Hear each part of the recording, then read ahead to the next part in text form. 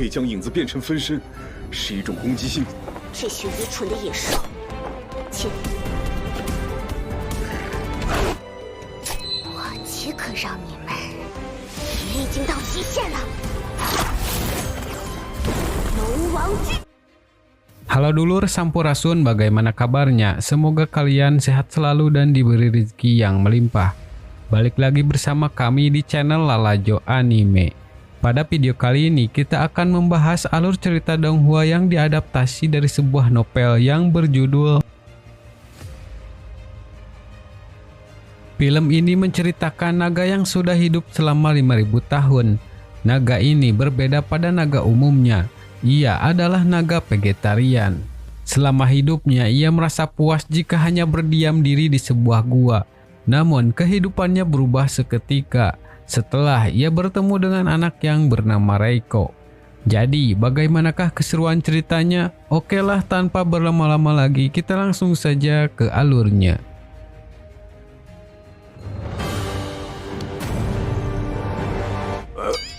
Film diawali yang memperlihatkan Reiko datang ke sebuah gua. Ia menawarkan diri pada naga itu untuk dimakan, dengan harapan desanya bisa selamat dari ancaman naga tersebut. Namun, naga itu memberitahu bahwa ia adalah naga vegetarian. Ia tidak memakan daging melainkan tumbuhan. Tetapi Reiko yang polos masih belum mengerti, dan ia terus memaksa untuk segera dimakan.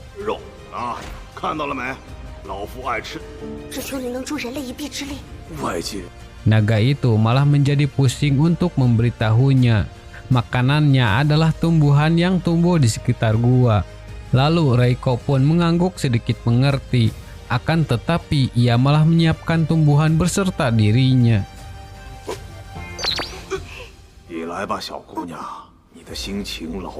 Tentu saja hal itu membuat si naga semakin frustasi.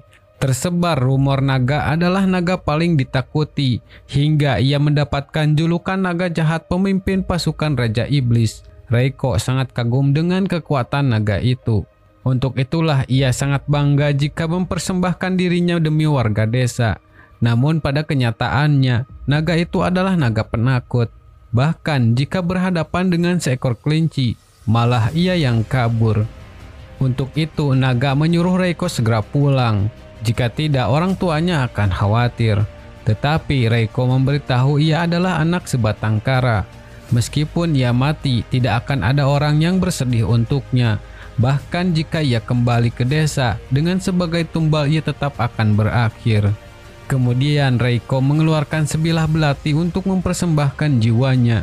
Di sana, naga tambah kebingungan menjelaskan karena Reiko tidak pernah mengerti ucapannya.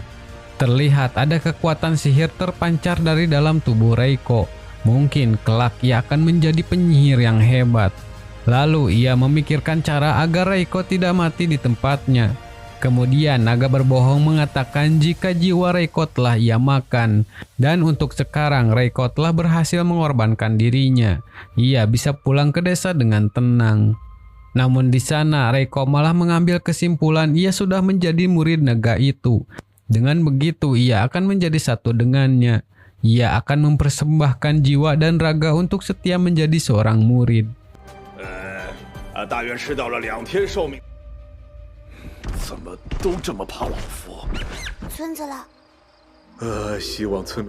Scene pun berpindah di mana naga mengantarkan Reiko untuk kembali pulang.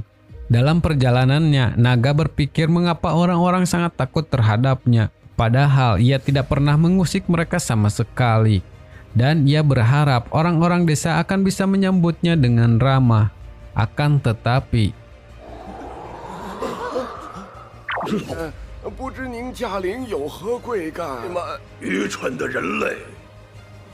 Tentu saja melihat ukurannya yang begitu besar membuat semua orang ketakutan. Di sana naga mencoba untuk bersikap angkuh agar kelemahannya tidak diketahui. Ia memberitahu kepala desa jika anak yang mereka korbankan sudah cukup untuk memenuhi keinginannya. Ia meminta agar mereka tidak menumbalkan seseorang lagi. Meskipun Reiko masih hidup, tapi ia sudah memakan jiwanya. Namun demi keamanan Reiko, naga meminta orang desa untuk memperlakukannya dengan baik. Tidak lama ada seseorang yang melemparkan sebuah batu padanya. Sontak saja naga langsung menengik kesakitan. Di sana orang-orang pun sedikit keheranan. Lalu untuk mengembalikan keadaan, naga kembali meraung sangat keras. Ternyata itu adalah ulah seorang anak laki-laki yang bernama Riyab. Ia sangat marah karena naga itu telah memakan jiwa Reiko. Kemudian ia berniat menyerang secara langsung.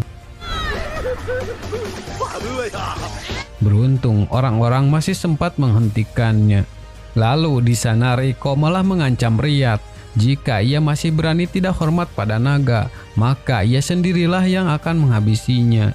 Reiko tidak bisa menerima penghinaan pada naga sedikit pun. Riyad amat kesal karena orang-orang desa telah berbuat jahat pada Reiko. Mereka telah mengorbankan gadis yang tidak berdosa demi melindungi diri. Melihat sikap anak itu, naga yakin ia adalah orang yang baik. Jika ada dirinya, mungkin Reiko akan baik-baik saja. Tidak lama, seorang pengawas memberitahu bahwa banyak monster serigala menyerang. Mereka adalah serigala gelap terang yang ganas. Kemampuan uniknya adalah bisa menggunakan bayangan untuk menggandakan diri. Mereka adalah jenis monster dengan kekuatan luar biasa. Tentu saja hal itu membuat naga semakin ketakutan.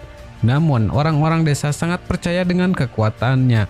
Mereka yakin ia pasti akan mengalahkan monster itu. Lalu demi reputasinya sebagai naga jahat, ia pun berpura-pura kuat untuk menakuti para monster serigala. Akan tetapi,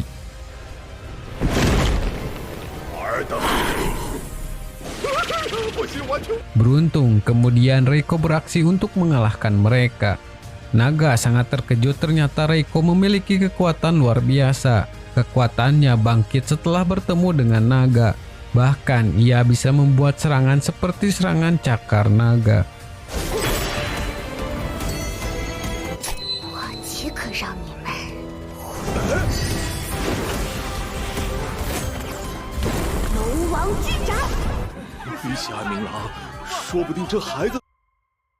Setelah itu, naga mencoba berbicara pada Riyad agar ia bisa percaya dan mau membantu Reiko.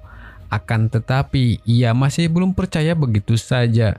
Karena Riyad keheranan mengapa Reiko bisa mengeluarkan sihir yang begitu besar. Kemudian, ia menyalahkan naga yang ingin melemparkan tanggung jawab pada Reiko. Tetapi Reiko malah ingin menghabisi Riyad karena ia sama sekali tidak menghormati naga. Reiko menceritakan Riyad selalu berusaha keras memikirkan segala cara untuk mengusir Reiko setiap hari. Ia memerintahkan Reiko memakai pakaian lain untuk mengelabui orang-orang. Dan juga ia tidak peduli seberapa keras hukuman yang ia terima. Namun ternyata Reiko salah menanggapinya.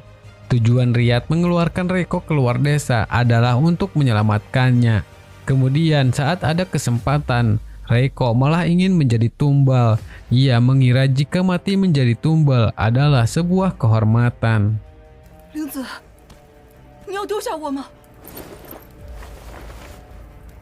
Setelah itu, Reiko mengajak naga untuk segera pergi dari sana. Ia berniat menuju tempat Raja Iblis untuk mengalahkannya. Dan yang lebih mengejutkan lagi, ternyata Reiko bisa membuat sayap bayangan.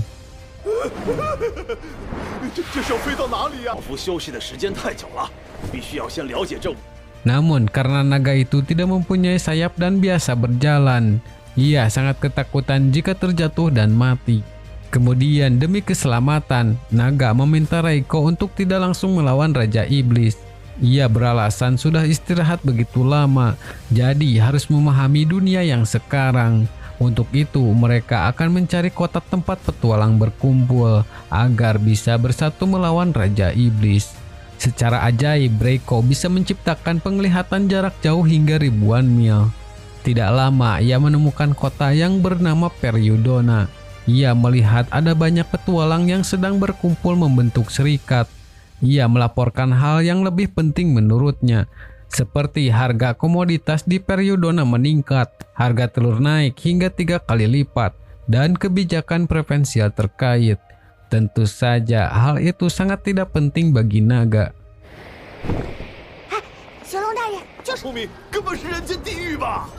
Sesampainya di sana terlihat kekacauan yang sedang terjadi.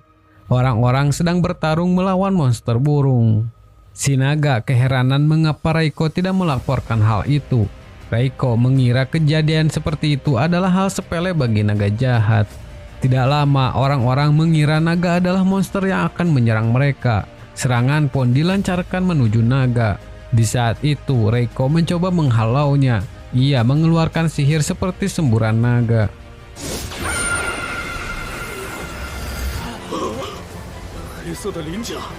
Lalu datang seorang wanita meminta maaf atas serangan bawahannya barusan. Ia adalah pimpinan di kota Periodona yang bernama Ariante. Tanpa basa-basi, Ariante meminta naga dan Reiko membantunya mengalahkan monster tersebut. Pada awalnya Reiko menolak karena ia sedang bersiap mengalahkan Raja Iblis. Tapi karena naga yang memintanya, ia pun bersedia membantu Ariante. Ariante menjelaskan burung itu mudah saja mereka kalahkan.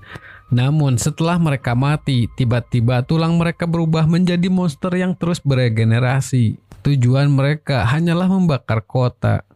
Untuk itu Ariante meminta naga menyapu bersih burung yang ada di langit. Sisanya mereka akan mengurusnya sendiri. Namun naga sangat takut akan ketinggian. Belum lagi ia tidak bisa bertarung sama sekali. Ia pun malah melemparkan tugas pada Reiko. Dengan alasan itu adalah latihan yang bagus untuknya. Reiko yang polos pun menerima tugas itu dengan semangat. Lalu naga yakin seharusnya ada induk yang memanipulasi mayat-mayat burung. Ia menyuruh Ariante mencari monster yang menyerupai tengkorak segera mungkin. Melihat dari banyaknya monster, kemungkinan tengkorak itu berada di ketinggian seperti di menara-menara.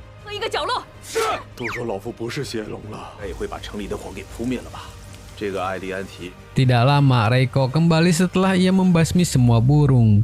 Kemudian naga menyuruhnya untuk segera beristirahat. Dan masalah akan cepat selesai karena hujan akan memadamkan apinya. Di sana naga melihat Ariante seperti orang yang baik dan juga bisa diandalkan. Ia berpikir mungkin akan menitipkan Reiko bersamanya. Berpindah pada Reiko, saat tidur ia memimpikan kejadian masa lalunya. Di sana ia bersama dengan ayahnya. Setelah itu Ariante sangat berterima kasih pada naga. Atas informasinya kini kekacauan telah berakhir. Lalu naga mencoba menitipkan Reiko padanya.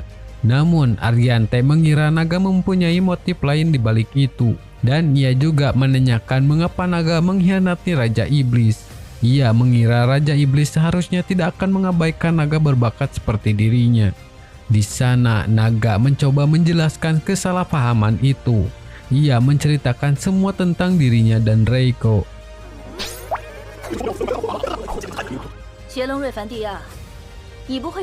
Akan tetapi Ariante juga tidak percaya begitu saja. Ariante memberitahu kekuatan Reiko sangat besar, tapi ia tidak tahu batasannya. Jika saja nanti Reiko kehilangan kendali, maka akan terjadi hal yang tak terduga. Ia bisa dimakan oleh kekuatannya sendiri dan berubah menjadi naga jahat yang asli. Kemudian Ariante menyerang atas nama Raja Iblis karena ia mengatakan ia adalah pedang setia Raja Iblis. Beruntung Reiko terbangun menahan serangan itu. Namun karena Reiko belum bisa mengendalikan batasan sihir, ia kehabisan kekuatan saat melawan burung tadi. Jadi dalam kekuatan fisik, Ariante lah yang lebih unggul.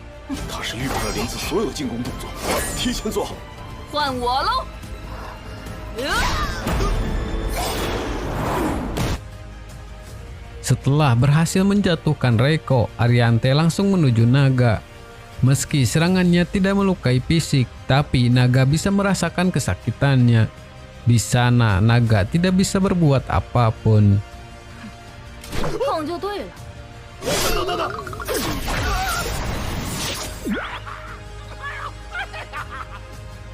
Setelah melihat hal itu, Ariante sekarang mempercayai naga adalah monster yang lemah.